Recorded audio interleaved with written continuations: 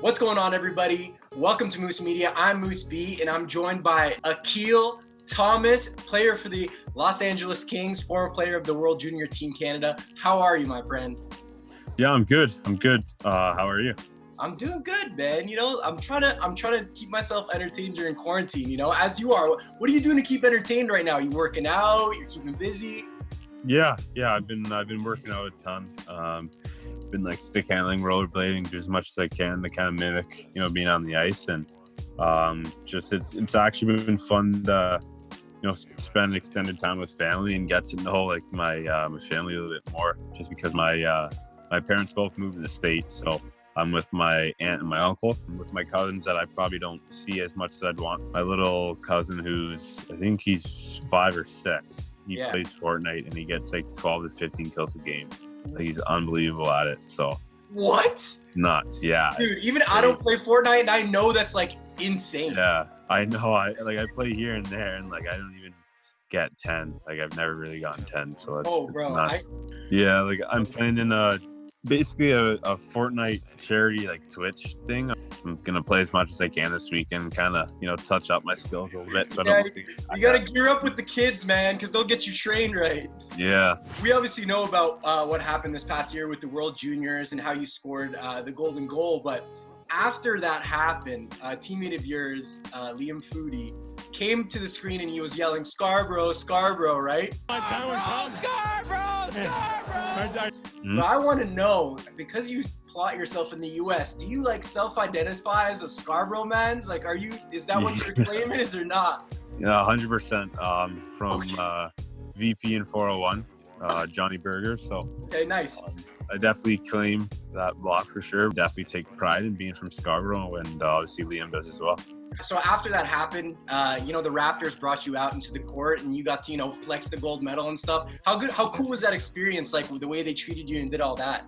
So basically, as soon as we got back, we got invited to a Leafs game before the Raptors game, and that was with a couple of guys. So it was good to see them. Like, free food, free like everything. Got a box and stuff. Watch the game. That's where it's at, baby. Yeah, it was a really good game to watch. Actually, it was a sick game. So that was cool. I actually got to drop the puck, so that was pretty awesome as well. And then obviously a couple of weeks after, the Raptors hit me up and they're like, "We'd love for you to come down for a game." And I've been to one Raptors game before, and when the Raptors won, like, I got to hop in the bandwagon. So I guess now I'm a basketball guy, whatever. Yeah. But obviously we were courtside, and brought my roommate who I lived with in Peterborough, and we had a great time.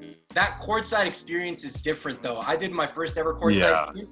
Man, it's way different. Like, now I'm actually a fan of basketball. Like, I literally bought 2K like 2 days ago because it was on sale for like $30. But like now, like, to be honest, my first game I didn't really enjoy it. Like, I was just kind of like, whatever, I'll go. But that time I sat courtside, it was way different, and I definitely look at basketball a little bit differently.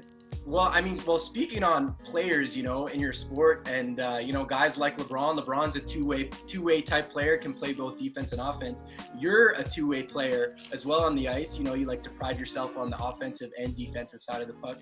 And you kind of compared yourself, or said that players that you liked are Claude Giroux and Jonathan Toews. Does that kind of lend that towards your game? You like being that guy, no nonsense, defense and offense, get the job done on both ends?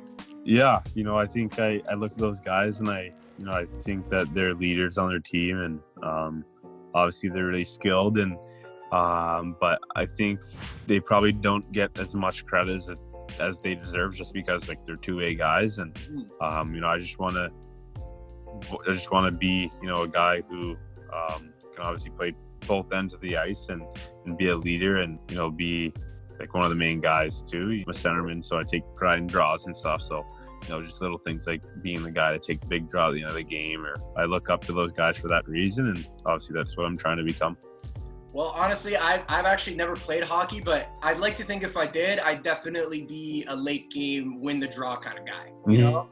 Third line centerman, toss him out there late game. Speaking about your leadership, you were the captain of the Niagara Ice Dogs. But the one thing I'm actually wondering, because I know every locker room is different.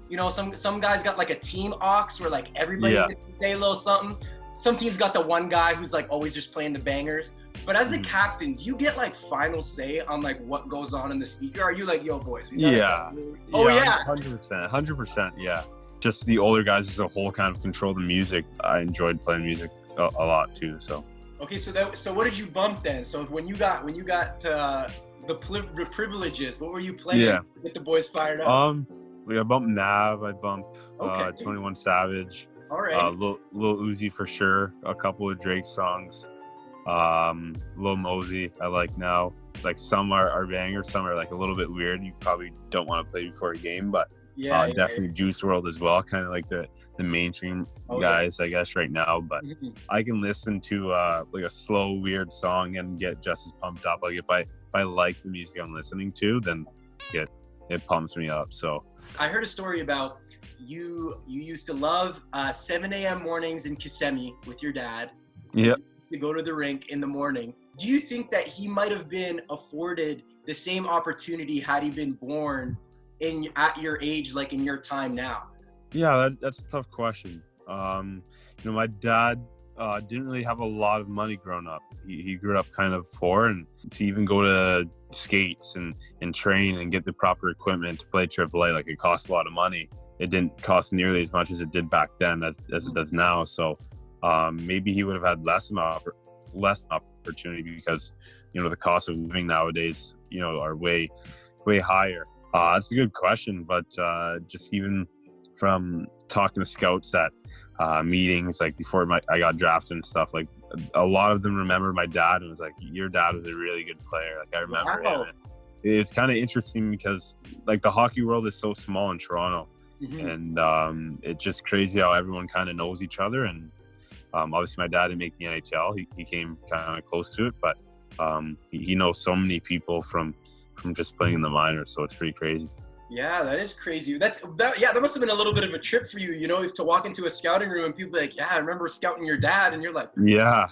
They always told me I made them feel old. So I want to go back to the game. You had this feeling, I was gonna score, and you weren't playing that much that game, but kind of leading up to that moment, do you kind of have those doubts that crept into your mind before because you weren't getting a lot of playing time? How did you kind of keep that sort of mentality to be like, oh, I am going to score, I am going to get another opportunity to get out there? Am I going to get on? Like, kind of just like, oh, this kind of sucks, like not playing. Because I'm used to playing so much with teams and stuff. But for that specific game, like, I just knew something was coming. It was kind of weird. I never got negative. I never kind of got down on myself. I never thought like, oh, like when am I going to get out there? I was just kind of putting myself in the perfect position to go out there as soon as someone called me.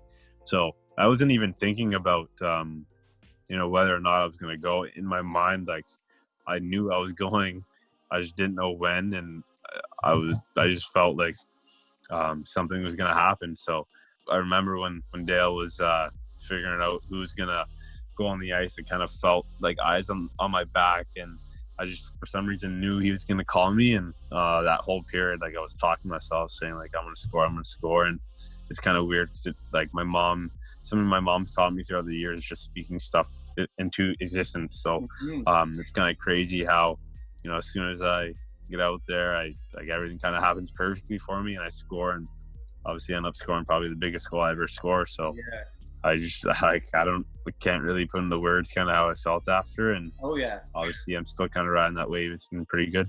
Make a gross move right in front of the net, tuck it backhand. Amazing.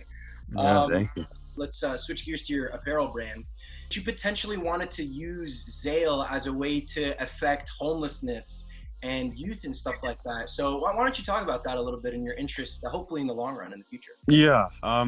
People I look up to are guys like LeBron James and people who have obviously created a platform and, they make a lot of money and they give back to a lot of people. They give back to where they came from. One day, hopefully, Zale becomes super successful. And, I don't want to be a person who is successful with something and can generate a living off of it and, have a lot of money, be rich or whatever. And I want to use everything that I earn and kind of make the world a better place. So definitely want to start a foundation at some point. I've been thinking about it. maybe making merchandise that are like eco-friendly or something like that, to where maybe a percentage of it goes to a foundation that supplies water for the poor in India or the poor in Africa, because the word Zale means the power of the sea. I just can't wait to get a little bit older and have the resources to do it and kind of change the world for the better. All right, thank you so much for joining me, Akil. It was an absolute pleasure. Thank you for having me. Hey, fun. Anytime, man. You're a friend of the channel now. So next time we'll hopefully do some Mario Kart or something fun like that. All right? Yeah, sounds good. All right, man. Sounds good. I appreciate it. Thank you so much for watching Moose Media, and peace.